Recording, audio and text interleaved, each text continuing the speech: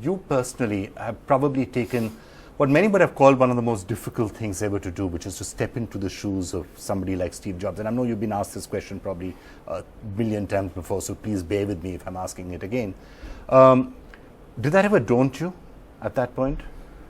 You know, when that all happened, I was more thinking about the loss of a great friend, and also thinking about how I could quickly help Apple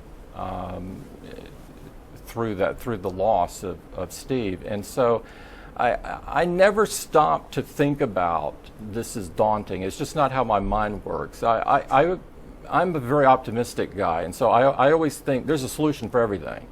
It's just a matter of whether you're trying hard enough or thinking about it deeply enough, and so that's the kind of spirit that I brought into it. And Steve did me an incredible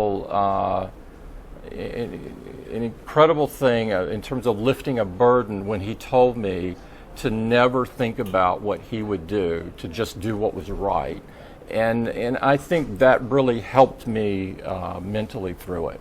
He said, "Do what you think is correct, not to what do you what think I I would thought was right. Don't ever think about what I would do," because he saw that happening at Disney when Walt Disney passed away, and felt like it resulted in a kind of paralysis where people would sit around and argue about what Walt would have done instead of thinking about where they should go in the future. And so I've honored that and never done it. Did Steve ever mention India to you? Because after all, we do feel there's that slight emotional connect. He was here for a long time. The one book, autobiography of Yogi, that he used to carry with him on his iPad everywhere. That from here. So. He did. He told me that in his early days he went to India for inspiration, and when he was looking for a sense of purpose, and that it really helped him and helped him throughout his whole life. And one time he told me he wanted to show me one of his favorite movies, and it was the Gandhi movie.